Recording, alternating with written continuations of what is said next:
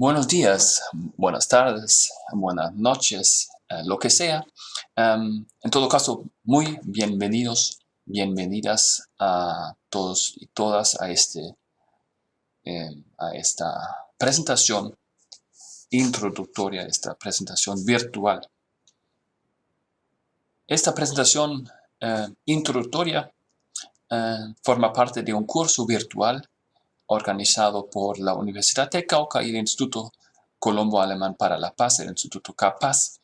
Y el curso virtual trata el tema claves para la comprensión del conflicto armado en Colombia. Y esta presentación introductoria, más específicamente, es parte de un componente de este curso que se llama Dinámicas Territoriales de la Violencia en el Posacuerdo. Y hoy les voy a hablar un rato sobre transformaciones y continuidades de la violencia en contextos post-conflicto. Desde mi escritorio aquí en Frankfurt, en Alemania, no les voy a hablar mucho de Colombia, solo un poco.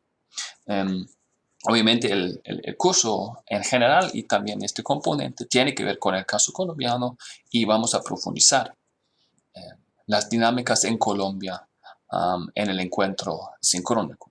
Pero la idea de esta presentación introductoria es más bien resumir en rasgos generales lo que nos dice la investigación académica sobre dinámicas, transformaciones y continuidades de la violencia en contextos o en sociedades post-conflicto, en términos generales. Esta literatura académica tiene como punto de partida una observación inicial que el fin oficial de un conflicto armado sea a través de un acuerdo de paz o incluso la victoria de una parte del conflicto. Este fin oficial no significa, lamentablemente, pero no significa automáticamente el fin de la violencia. Al contrario, en muchas sociedades post-conflictos observamos bastantes altos niveles de violencia y la literatura académica trata de entender, de analizar empíricamente y explicar lo que está pasando.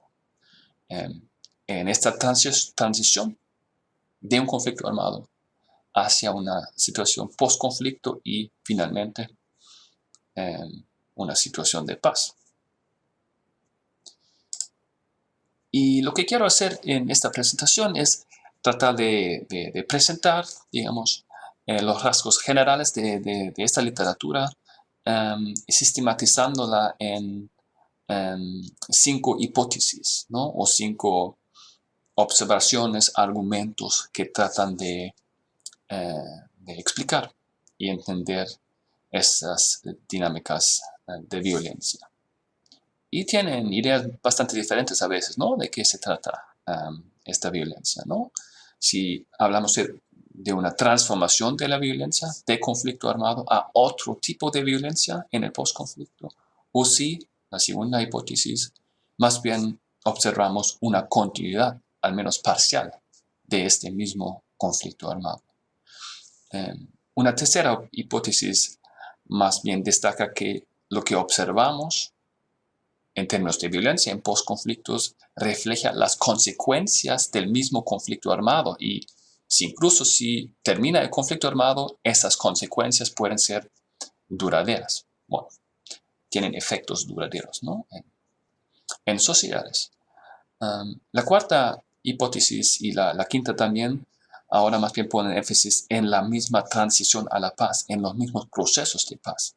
Y nos hablan de las consecuencias que estos mismos procesos de paz pueden tener para la violencia. Bueno, esas son las 5 hipótesis y voy a, obviamente, profundizar cada una en lo que sigue, pero una cosa para anunciarlo, obviamente el componente inicial se llamaba violencias dinámicas territoriales de la violencia. Entonces, para un poco también introducir esta parte del tema, para cada hipótesis voy a hablar un poco al menos sobre lo que significa la idea detrás de esta hipótesis para la dimensión territorial o sociogeográfica de los fenómenos correspondientes.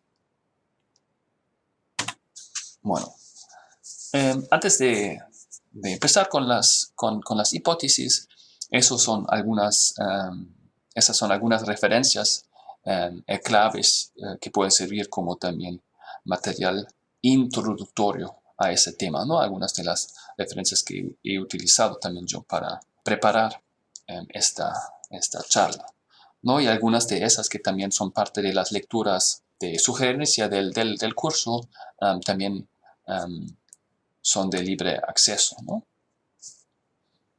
Otras no, lamentablemente. Ahora,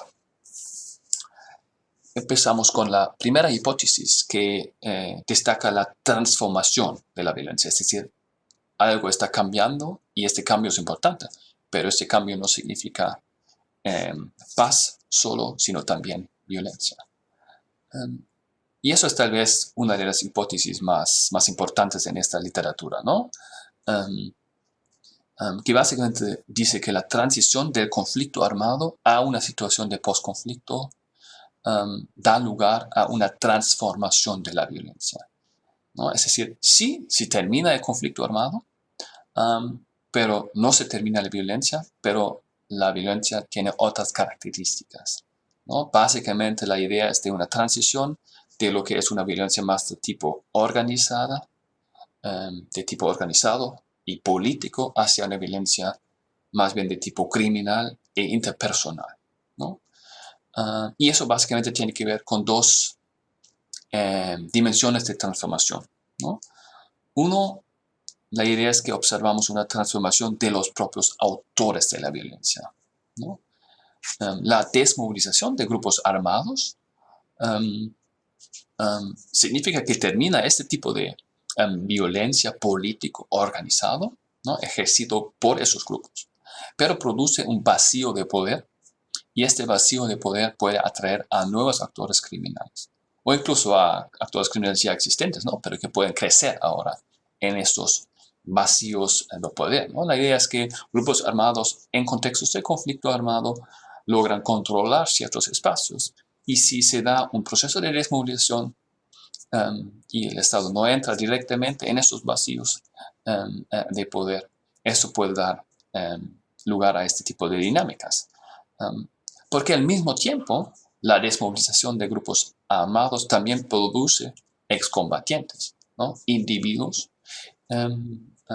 que si no haya procesos de reintegración integral, social, económico, político, esos excombatientes también pueden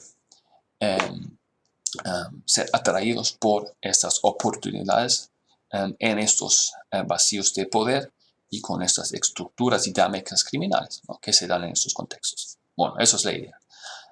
La segunda parte o dimensión obviamente tiene mucho que ver con eso. Y apunta a la transformación de las formas de violencia. Es decir, no solo observamos diferentes autores ahora, ¿no? En el postconflicto, sino también observamos nuevas formas de violencia.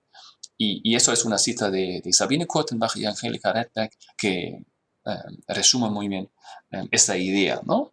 De que cuando el conflicto armado termina, prácticas muy relacionadas con la guerra, ¿no? Como los desplazamientos forzados, como las masacres, como los secuestros, sí tienden a desaparecer o al menos se reducen dramáticamente y en lugar de esas prácticas observamos otros tipos de violencia que son más bien tienen que ver con el crimen, digamos, normal, pequeño si se quiere, con la violencia doméstica también, con violencia ejercida por pandillas y ese tipo de cosas, ¿no? Algo, por ejemplo, un argumento muy fuerte con respecto a América Central y los procesos de paz en esta región en los años 90, ¿no? Donde sí observamos un fin de los conflictos armados en la región, en los países en general, y al mismo tiempo observamos un incremento en las tasas de homicidios y otros indicadores, digamos, de violencia, ¿no? Bueno, la dimensión territorial aquí es que básicamente, ¿no?, tiene que ver mucho con las propias características del conflicto armado y las características del proceso de desmovilización, ¿no?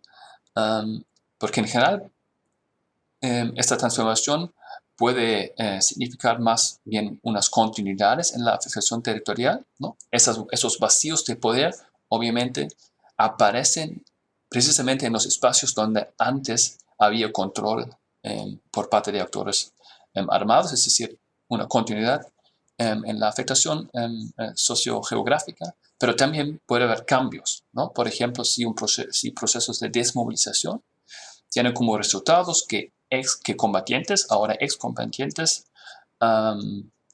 se trasladan de áreas rurales hacia los espacios urbanos. También puede haber un proceso de urbanización de la violencia, ¿no? Ahora, la segunda hipótesis tiene un enfoque muy diferente, ¿no? La primera hipótesis dice que sí termina un conflicto armado, pero ahora observamos otras formas, otros autores de la violencia. La segunda hipótesis más bien pone énfasis en la continuidad del mismo conflicto armado, ¿no? La idea aquí es que la terminación oficial de un conflicto armado, un acuerdo de paz, la victoria de una parte, no se termina oficialmente un conflicto armado, pero eso no significa que desaparezca automáticamente y completamente este conflicto armado, ¿no?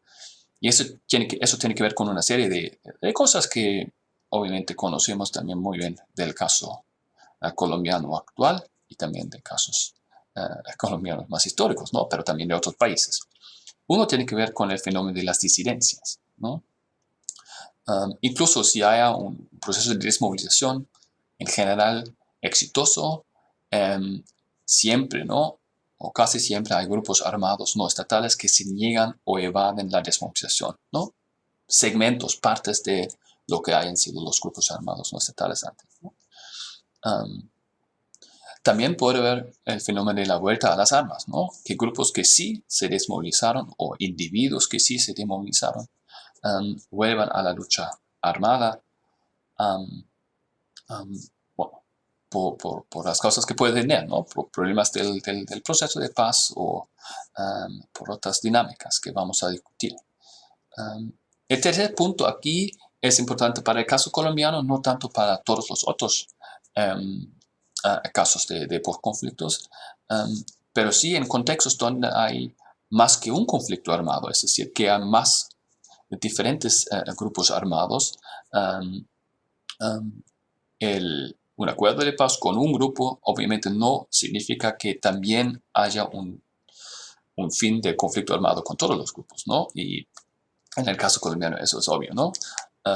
Y eso significa también que observamos una continuidad de otros conflictos armados, incluso si haya una terminación exitosa de un conflicto armado, con las FARC-EP en ese caso. Bueno. Y el último punto sí me parece muy importante, ¿no? Porque la idea de continuidad del conflicto armado no solo tiene que ver con los grupos no estatales armados, sino también el propio Estado, obviamente parte del conflicto armado, y también puede contribuir a lo que es una continuidad al menos parcial de su conflicto armado, ¿no? El comportamiento bélico del Estado puede reproducirse, ¿no? Seguir, y esto también puede dar lugar a estas dinámicas más continuas de la violencia, ¿no? El Estado, obviamente, en una situación de guerra civil, de conflicto armado, sigue una cierta lógica, ¿no?, de segurización, de uso de los militares en lo que es la situación, la seguridad interior, sigue en una lógica de guerra, ¿no? Y tampoco el Estado automáticamente termina actuando así solo porque haya un acuerdo de paz, por ejemplo, ¿no? Y las propias instituciones del Estado, cómo funcionan, sus lógicas, su pensamiento, etcétera, también tienden a seguir, ¿no? Si no haya una reforma muy profunda de reforma del sector de seguridad. Bueno, aquí la dimensión territorial, la lógica general de esta hipótesis apunta hacia una continuidad en la afectación territorial, ¿no? En general, ¿no? Esas dinámicas se dan básicamente en los territorios, en los espacios sociogeográficos donde había antes, digamos, ya un conflicto armado, pero sí podemos observar procesos de desplazamiento del conflicto hacia regiones aún más marginadas, por ejemplo, ¿no? Si se da como un proceso de pacificación, de algunas partes puede haber estos procesos de desplazamiento, ¿no? Bueno, como resultado general de esta hipótesis, hay que reconocer que muchas veces puede ser un poco engañoso utilizar el término post-conflicto para las sociedades, los conflictos que discutimos, ¿no? Porque no realmente han pasado a una situación después del conflicto armado, ¿no? Y en el caso colombiano, por eso habla de un contexto post-acuerdo, puede ser empíricamente más correcto. Bueno, la tercera hipótesis otra vez destaca la lógica del conflicto armado, pero tiene otro énfasis, ¿no? Aquí el argumento es que los conflictos armados tienen efectos duraderos en las sociedades, en las economías, en los sistemas políticos que persisten en el postconflicto y contribuyen a que haya violencia. Es decir, incluso si hay un término total de conflicto armado, esos efectos duraderos en las sociedades persisten y tienen efectos en dinámicas de violencia, ¿no? Y aquí hay sobre todo dos lógicas importantes, o dos consecuencias o efectos duraderos, ¿no? El primer punto aquí es que conflictos armados debilitan a las instituciones estatales, ¿no? Incluso si observamos un incremento en la capacidad coercitiva, es decir, militar de un Estado, desde una perspectiva más general a las instituciones estatales, estos conflictos armados debilitan generalmente a las instituciones estatales y eso sobre todo en las regiones en las cuales se da el conflicto armado principalmente, ¿no? Y esta persistente debilidad estatal, ¿no? Que no desaparece solo porque hay un acuerdo de paz, esta persistente debilidad ofrece oportunidades para actores armados y grupos criminales, ¿no? Es decir, el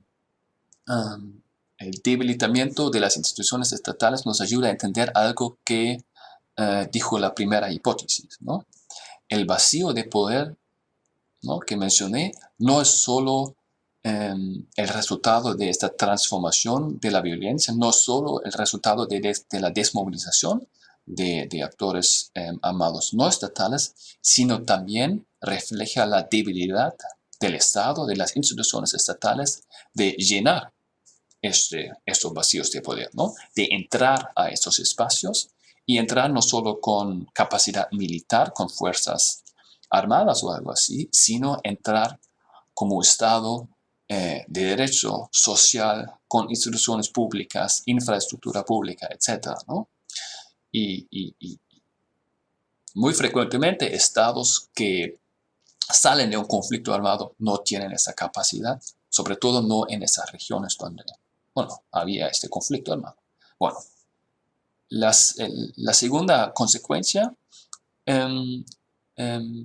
tiene que ver con lo que se llama economías de guerra, ¿no? La idea es que durante conflictos armados prosperan mercados ilícitos. Mercados ilícitos en el sentido de que negocios que involucran recursos ilícitos pueden prosperar, pero también negocios ilícitos que involucran a recursos legales, ¿no? Como en el caso de la minería, que en general no es ilegal, pero obviamente hay minería ilegal que puede entrar aquí en la economía de guerra. Y también negocios en teoría perfectamente legales, con recursos perfectamente legales, pueden también entrar a esta lógica de economía de guerra en el sentido de que haya actores armados que se benefician de esos negocios, ¿no? Bueno, eso es algo que obviamente es muy bien conocido en el caso colombiano, pero también en muchos otros casos. Y el problema aquí específico es que tales estructuras criminales, esos mercados ilícitos, esas economías de guerra, son muy difíciles de desmantelar y ofrecen recursos e incentivos para tanto viejos como nuevos actores armados o criminales, ¿no? Un acuerdo de paz para desmantelar esas economías de guerra tiene que hacer mucho más que desmovilizar a algunos actores y grupos armados, ¿no? Se trata de estructuras económicas que sí, al menos requieren de mucho tiempo para desmantelar. Y eso otra vez, ¿no? Nos dice algo sobre la primera hipótesis, ¿no? Y nos dice que lo que nos dice la primera hipótesis es de esta transformación desde un conflicto político, de violencia política organizada, hacia una situación en el postconflicto de tipo criminal. No es solo una cosa de antes y después, sino que incluso durante conflictos armados observamos ya estas lógicas más bien criminales de cuestiones de economías de guerras, y precisamente porque ya podemos observar estas dinámicas de economías de guerras durante el conflicto armado, eso tiende a florecer, si se puede decirlo así, en contextos post-conflictos, ¿no? Porque ya hay esta estructura, ¿no? En cuanto a lo que sea, ¿no? Cultivos de coca, infraestructura de narcotráfico, minerías ilegales, etcétera, etcétera. La dimensión territorial aquí, todo apunta de que la violencia que observamos, según esta lógica, se va a concentrar aún más en espacios y corredores de valor estratégico en cuanto a las economías ilícitas.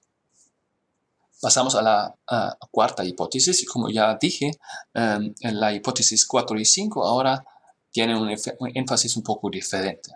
Ahora la idea es de que la violencia no solo refleja los problemas, las dinámicas del conflicto armado y de los grupos armados, etcétera, sino también la misma transición a la paz, los mismos procesos de paz pueden contribuir a lo que observamos en cuanto a violencia en contextos post-conflicto. Es decir, la idea aquí de la hipótesis 4 es que la implementación de un acuerdo de paz o la construcción de paz en general misma pueden causar violencia, ¿no? Lo que Althusser llama peace-induced violence, ¿no? La paz misma causa violencia, ¿no? Al menos yo diría, ¿no? Los intentos de construir paz, ¿no? Causa violencia. La paz misma no. Pero bueno. Y aquí hay otra vez dos lógicas principales. Y la primera lógica tiene que ver con el hecho de que conflicto armado, guerra civil, no solo significa conflicto, rivalidad, violencia, caos, anarquía, no. Sabemos de que en contextos de conflicto armado, de guerra civil, surgen patrones de cooperación, de coexistencia, de colusión, incluso de gobernanza, lo que se llama rebel governance, ¿no? Gobernanza ejercida por actores armados no estatales que logran controlar ciertos espacios, logran ejercer hegemonía política en esos espacios, ¿no? Y eso nos dice que lo que hace un proceso de paz es romper con esos patrones. Obviamente, eso es toda la idea de un proceso de paz, ¿no?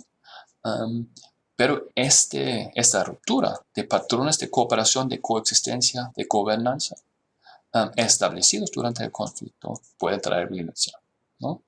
La desmovilización, ahora de manera específica, la desmovilización de grupos armados disuelve estas estructuras por ejemplo, de rebel governance, ¿no? De gobernanza en ciertos espacios, de hegemonía en ciertos espacios, y también disuelve relaciones de cooperación establecidos. Y eso puede crear dilemas de seguridad, vacíos de poder, nuevas dinámicas de rivalidad, de lucha entre diferentes actores. O eso, bueno, vacío de poder, ¿no? Esa idea de como anarquías, situaciones de anarquía local, espacial. Y eso tiene diferentes dimensiones, ¿no? Cooperación que puede haber en contextos de conflicto armado puede tener que ver con cooperación entre grupos armados y el Estado, al menos situaciones de coexistencia, ¿no? Que pueden crear cierta estabilidad, patrones de cooperación entre grupos armados y la población local, ¿no? Gobernanza rebelde, hegemonía, pactos de convivencia, de coexistencia que puede haber, y también obviamente esquemas de cooperación entre diferentes grupos armados. Y un proceso de paz rompe con todas esas patrones, y así puede contribuir a nuevas dinámicas de violencia. Pero bueno, hay otra lógica aquí también que es muy importante, ¿no? Y eso tiene que ver con la idea de democratización. Muchas veces, o incluso en la mayoría de los casos, al menos a partir del año 90, en transiciones a la paz, acuerdos de paz que tratan de poner fin a guerras civiles, lo que observamos es que complementando la idea de una transición a la paz, hay también el objetivo de una democratización, ¿no? En muchos casos tratamos de países durante guerras civiles gobernados por dictaduras militares, regímenes autoritarios. La idea es para facilitar la construcción de una paz duradera y estable, también hay que democratizar el régimen político. Y eso obviamente tiene mucho sentido porque toda la idea de un sistema democrático es que facilita la solución y el procesamiento de conflicto de una manera pacífica, ¿no? Bueno, el problema es que la democratización es también un proceso conflictivo y eso es algo que también sabemos, ¿no? Y eso básicamente tiene que ver con el hecho de que democratización significa redistribución de poder político, ¿no? Se trata de quitar poder a poderes fácticos, a élites no elegidos, no legitimados, etc. A élites también tal vez económicas, sociales, de hecho que existen, y democratización presenta una amenaza a los intereses vitales de estos grupos, ¿no? Bueno, y obviamente con democratización también surgen otro tipo de preguntas, ¿no? Entre diferentes grupos, que pueden ser grupos étnicos o grupos políticos, ideológicos, religiosos o lo que sea, ¿no? Todas esas preguntas surgen en procesos de democratización y pueden crear dinámicas también de conflictividad y también violencia. La primera dinámica de esta hipótesis nos dice que podemos esperar, digamos, que la violencia post-conflicto se da principalmente a nivel local, ¿no? En las regiones marginadas, precisamente en las regiones donde antes había esos patrones de cooperación y gobernanza rebelde, etc., ¿no? En general, la segunda dimensión, el tema de democratización, principalmente se da a nivel nacional, ¿no? Como ya dije, en muchos otros casos hablamos sobre regímenes militares, autoritarios, y ahora se da un proceso de democratización, sobre todo a nivel nacional, y eso crea dinámicas de conflicto también a ese nivel, ¿no? En el caso colombiano, en el acuerdo de paz hay algo sobre eso, ¿no? Sí, también hay una idea de profundizar la democracia colombiana a nivel nacional también, pero yo diría que sobre todo podemos observar este objetivo de hecho muy importante y muy profundo de democratizar a las regiones rurales históricamente marginadas históricamente afectadas por el conflicto, ¿no? Toda la idea de la paz territorial, de los procesos de planificación participativa de los PDETs, de la reforma rural integral, etcétera, etcétera, ¿no? En un sentido amplio, podríamos decir que el objetivo general es democratizar de manera profunda a esas regiones, ¿no? Y por eso, esta hipótesis nos diría que podríamos esperar, bueno, habría que temer, si se quiere, también la conflictividad de estos procesos de democratización precisamente en esos espacios donde puede haber órdenes locales, sociales, políticos, autoritarios, de hecho, ¿no? Y va a haber resistencia a esa idea de democratizar esos espacios. Ya tenemos la última, la quinta hipótesis. Y esa hipótesis otra vez ve a la violencia como consecuencia de la misma transición a la paz, pero la idea es muy diferente, ¿no? En la cuarta hipótesis, digamos, de alguna manera no se puede, es un tipo de consecuencias que hay que tomar en cuenta y tratar de mitigar de alguna manera, ¿no? Porque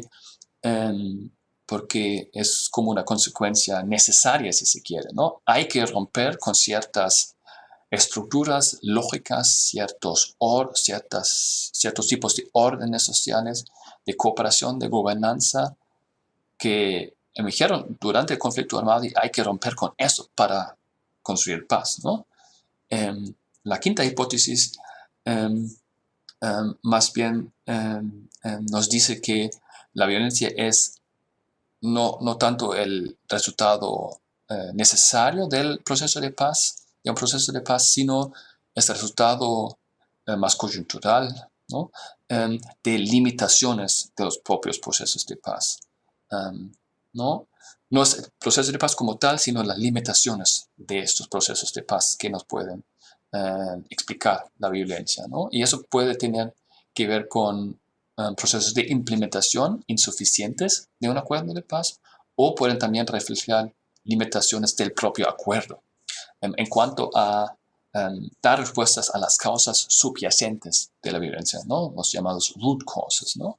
Y si no se soluciona esos root causes, las causas subyacentes del conflicto, de la violencia, y solo haya como un acuerdo de paz o una implementación de un acuerdo de paz más superficial, eso va a producir violencia en el postconflicto. Y aquí otra vez dos lógicas, ¿no? Uno tiene que ver más con las oportunidades, los recursos, los incentivos para actores armados que pueden persistir, ¿no?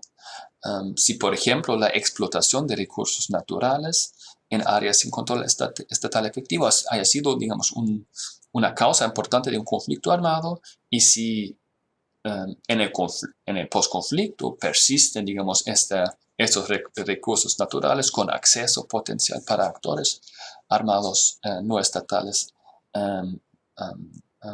obviamente podemos observar, al menos es posible, bien posible que observamos, digamos, una cierta continuidad en ese sentido, ¿no? Es decir, eso tiene que ver también con la segunda hipótesis sobre la continuidad del conflicto armado, pero puede ser que son nuevos actores, ¿no? Pero digamos, la causa principal, las oportunidades, las estructuras de oportunidad, ¿no? Como se dice, y también las estructuras de incentivos y el acceso a recursos para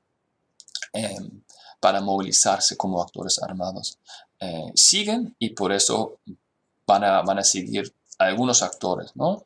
Nuevos o viejos, lo que sean, que se aprovechan de eso. Bueno,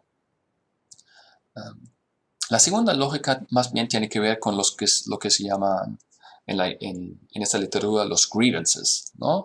Los problemas y las reivindicaciones sociales, socioeconómicas, que dan motivo y justificación a la rebelión armada, ¿no?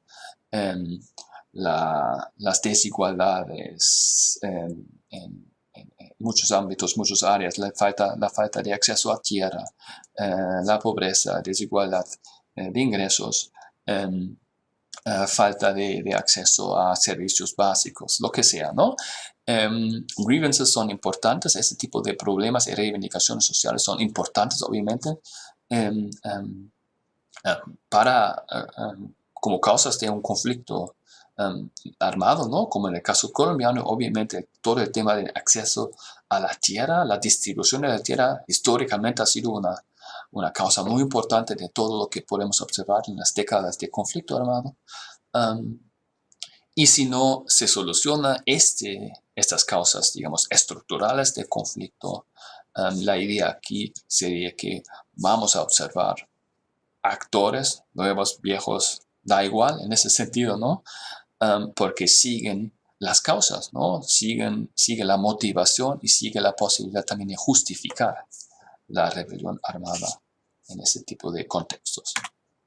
En general, ahora, otra vez, la dimensión territorial, esta lógica apunta otra vez a una continuidad de la afectación sociogeográfica por la violencia, ¿no? Pero dependiendo de los acuerdos de paz y de los procesos de implementación, también puede ser particularmente afectados ciertas áreas y ciertos grupos, ¿no? Que puedan ser desatendidos por un acuerdo de paz específico o durante un proceso de implementación, ¿no? Puede ser que sí se da respuestas a ciertas estructuras de oportunidades y a ciertos grievances o a ciertas estructuras, oportunidades y grievances en ciertas regiones, pero no en otros, ¿no? Y si observamos eso, podemos esperar también procesos también de desplazamiento o de afectación asimétrica de la violencia. Bueno, y con eso ya estoy casi terminando mi presentación introductoria y para concluir un par de observaciones finales. Espero que con estas 5 hipótesis ahora tenemos, digamos, una idea, obviamente de la complejidad, si se quiere, de lo que puede ser dinámicas de violencia en contextos post-conflicto, ¿no? Al menos nos dan esas 5 hipótesis un amplio panorama de los potenciales cambios y continuidades que pueden caracterizar las dinámicas de violencia en contextos post-conflicto. Lo que es importante es que la idea de estas hipótesis no es que sean hipótesis competitivas, ¿no? No es que representan explicaciones mutuamente excluyentes. Como ya mencioné en algunos casos, ¿no? También hay relaciones entre las diferentes hipótesis y obviamente y lamentablemente pueden ser todas las hipótesis al mismo tiempo, es decir, puede haber violencia de cada tipo, ¿no? Al mismo tiempo en un contexto post-conflicto. Entonces la idea es más bien que estas 5 hipótesis nos ayudan a identificar y sistematizar las diferentes dimensiones y formas de la violencia. Y eso sí es algo importante, y eso solo quiero mencionar y lo podemos profundizar en el encuentro sincrónico, ¿no? No solo analíticamente es importante qué está pasando en un contexto post-conflicto, sino también políticamente es importante diferenciar, ¿no? Porque según cada lógica podemos identificar diferentes respuestas políticas, ¿no? A la continuidad de un conflicto armado hay que responder de manera diferente que a una transformación de la violencia de un conflicto armado a una situación más tipo violencia criminal post-conflicto, ¿no? Si la violencia refleja las características de un proceso de paz en cuanto a sus consecuencias en términos de romper con estructuras lógicas, órdenes violentos, hay que responder diferente a eso si la violencia refleja más bien las limitaciones de un proceso de paz, de romper con esas lógicas, ¿no? Entonces, eso sí es importante, políticamente es muy importante diferenciar. Pero, y eso también vamos a tocar en el encuentro sincrónico, metodológicamente es a veces muy, muy difícil diferenciar, ¿no? Y eso tiene que ver con muchas cosas, pero algunas muy obvias, ¿no? No podemos decir fácilmente cuál es el motivo real de un actor armado, de un grupo armado, ¿no? Si está actuando bajo una lógica puramente criminal, con enriquecimiento así en el evento, o si también o exclusivamente es una lógica política, ¿no? Incluso si un grupo armado tiene un discurso muy político, eso tampoco nos dice directamente que no sea de verdad, digamos, la motivación económica criminal la principal, ¿no? Es decir, es muy difícil. Y es muy difícil también con el último punto aquí, de que muchas veces, y eso es obvio me parece en el caso colombiano, observamos formas y dinámicas híbridas de la violencia. Es decir, normalmente, o muchas veces al menos, un actor, un grupo armado, actúa tanto bajo una lógica económica criminal como bajo una lógica política, ¿no? Empíricamente las diferentes lógicas, las diferentes formas de la violencia se desdibujan y se mezclan, ¿no? Y eso también es muy importante entender porque eso también nos dice algo sobre respuestas políticas y sociales, ¿no? Y eso también vamos a discutir en el encuentro sincrónico. Y la idea, y con eso voy a terminar, de este encuentro sincrónico es que vamos a utilizar y aplicar estas 5 hipótesis como un marco analítico, conceptual y teórico para discutir el caso colombiano contemporáneo, ¿no? Colombia posacuerdo, con enfoque obviamente en las dinámicas territoriales y mi idea es enfocando también un tipo particular de la violencia. Y con eso me despido. Muchísimas gracias por su atención.